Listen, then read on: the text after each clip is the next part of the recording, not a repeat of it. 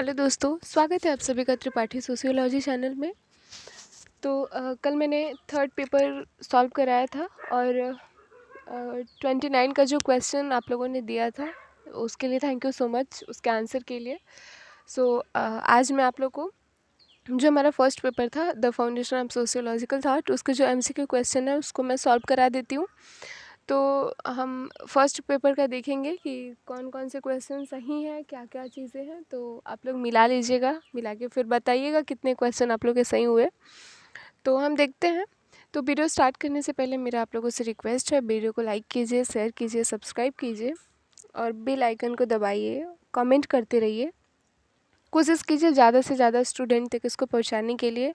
I think सबका help होना चाहिए, ये मेरी सोच है और आप लोग भी यही कोशिश कीजिए और अपने फ्रेंड्स में जितना हो सके इसको फॉरवर्ड कीजिए और मुझे सपोर्ट कीजिए, क्योंकि आप लोग के सपोर्ट ही मुझे आगे वीडियो बनाने के लिए उत्प्रेरित करते हैं। तो थोड़ा आप लोग सपोर्ट करिए मुझे।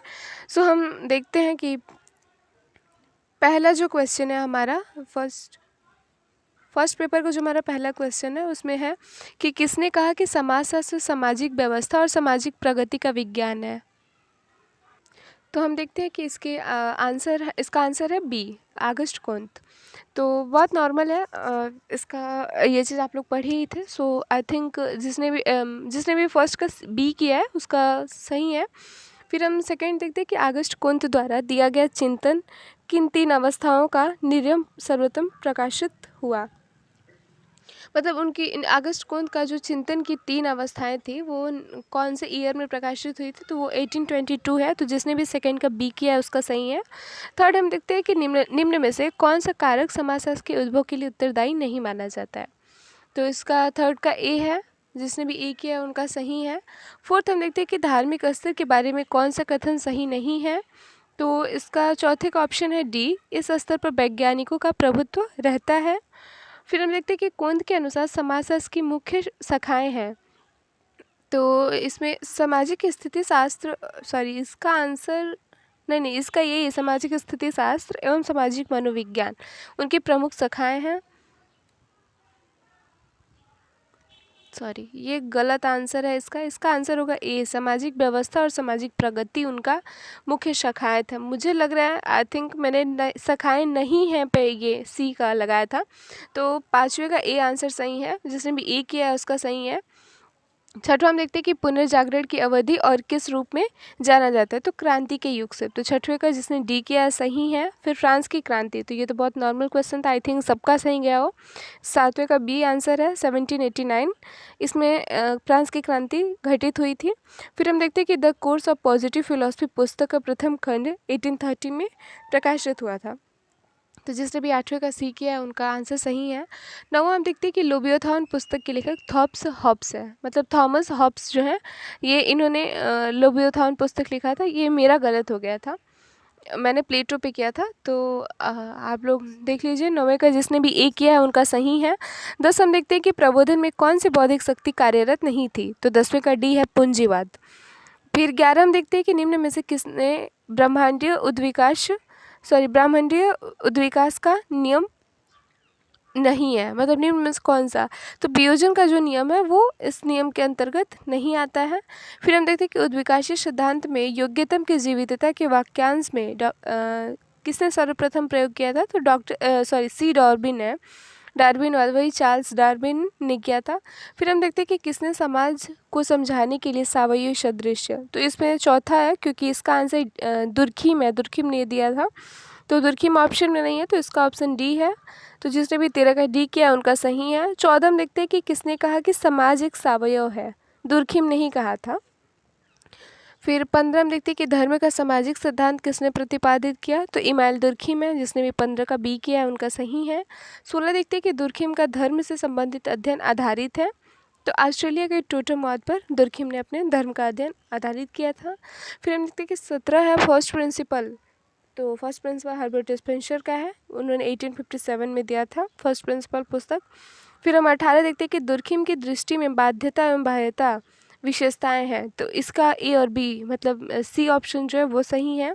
उद्विकास की जो प्रक्रिया है वो कोई नहीं है, मतलब डी, जिसने भी 19 का डी किया उनका सही है।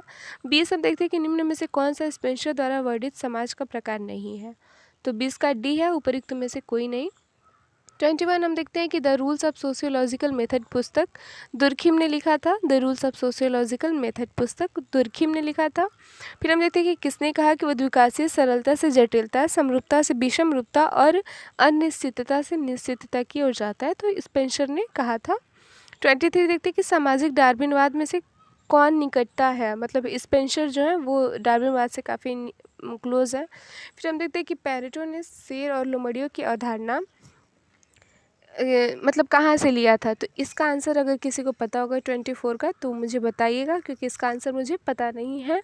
फिर हम 25 देखते हैं, प्रिंसिपल ऑफ सोशियोलॉजी पुस्तक किसने लिखी थी, हर्बर्ट स्पेंसर ने लिखी थी। फिर निम्नलिखित में से कौन सी अवधारणा स्पेंसर द्वारा प्रतिपादित है, तो उपर्युक्त में से कोई नहीं, ये सब नहीं है स्पेंसर द्वारा, ठीक।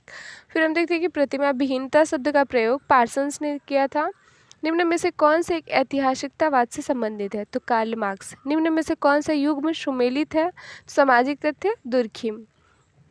फिर हम देखते हैं कि कौन का प्रत्यक्षवाद सम्मिलित नहीं करता अवबोध को, ये क्वेश्चन बहुत ही फंसा हुआ था। आई थिंक अब ये अवबोध और तुलना, ये मतलब इन दोनों में लोग कंफ्यूज थे। ये पहला था कंपैरिजन और दूसरा था इंटरप्रिटेशन, तो इसमें बहुत लोग कंफ्यूज थे, तो इसका आंसर डी है। इनफैक्ट मैंने भी बी करके आया था, कंपैरिजन करके आया था, बट डी सही है इसका आंसर। 30 का डी है, जिसने भी डी किया है वो क्या कहते हैं, उनका बहुत अच्छा गया है और उनका सही होगा। 31 हम देखते हैं कि कोंत के अनुसार निम्न विज्ञानों में से कौन सा सबसे कम सामान्य है, तो समाजशास्त्र वो सबसे कम सामान्य है। फिर हम यहाँ पे देखते हैं कि पुस्तक an introduction to the history of sociology, ये H.E. बार्न्स ने मतलब इसे उल्लेखित किया था। बी, जिसने भी 32 का बी किया उनका सही है। किसने कहा है कि इतिहास अभिजात वर्ग की कब्रगाह है, तो विल्फ्रेडो पेरेटो ने कहा था। तो 33 जो है उसका सी सही है। फिर 34 हम देखते हैं कि मानवता का धर्म शब्द के साथ किसका नाम जुड़ा है, तो कोंत का नाम जुड़ा हुआ है। फिर 35 है सामाजिक स्थिति एवं सामाजिक गतिकी की अवधारणा, अगस्त कोंत ने दिया था। फिर हम देखते हैं कि धर्म को किसने पवित्र और साधारण, तो दुर्खिम है ये। 37 है अगस्त कोंत के विकास के विचार इनमें से किन 3 अवस्थाओं में निहित है, तो वो धार्मिक, तात्विक एवं प्रत्यक्षवादी है। फिर हम देखते हैं कि द माइंड एंड सोसाइटी पुस्तक पेरेटो ने लिखा था, तो 38 का ए ऑप्शन सही है। 39 देखते हैं कि निम्न कथनों में से कौन सा प्रत्यक्षवाद की विशेषीकृत नहीं करता, तो ये मानव चिंतन का प्रारंभ बिंदु है। फिर हम देखते हैं त्रिस्तरीय नियम में तीसरे चरण को जाना जाता है प्रत्यक्षवादी चरण के रूप में, तो 40 का ए है। तो आप लोग ये फर्स्ट पेपर मिलाइएगा, देखिएगा कितना सही हुआ आप लोग का, कितना गलत है। और इसमें जो एक क्वेश्चन मैंने बताया उसका आंसर जिसको भी पता होगा वो लोग प्लीज़ बताइएगा, मुझे कमेंट कीजिएगा। और इसके बाद से मैं आप लोग को जो हमारा सबसे पहले मैंने 5th पेपर दिया था, फिर मैंने 3rd पेपर दिया, फिर फर्स्ट पेपर का हो गया, और अब मैं अभी आप लोग को 4th पेपर पर सेकेंड पेपर दे देती हूँ, मेथड्स वाला दे देती हूँ। और फिर 4th पेपर बचेगा हमारा पर्सपेक्टिव्स, तो जस्ट इसके बाद ही मैं सेकेंड पेपर भी बना देती हूँ। एक्चुअली उसका भी क्वेश्चन सॉल्व हो गया है क्लियर एकदम, तो उसको भी बना देती हूँ। फिर 5वें पेपर हम लोग देख लेंगे, चौथा पेपर पर्सपेक्टिव्स वाला देख लेंगे हम लोग। फिर उसके बाद से हम सेकेंड सेमेस्टर वाले सिलेबस वगैरह स्टार्ट करेंगे। सो वीडियो लाइक कीजिए, शेयर कीजिए, सब्सक्राइब कीजिए और बेल आइकन को दबाइए, कमेंट करते रहिए और मुझे ऐसे ही सपोर्ट करते रहिए। Thank you so much for all, और अपने फ्रेंड्स तक इसको पहुंचाइए। आई थिंक सबकी हेल्प हो। और अब तो जिसने जो कर दिया वो रिज़ल्ट तो वही आएगा, लेकिन फिर भी अपने को तसल्ली तो मिल जाएगी एटलीस्ट सही आंसर जान के। सो आप लोग वीडियो देखिए और बताइए कमेंट करके कितना सही हुआ आप लोग का।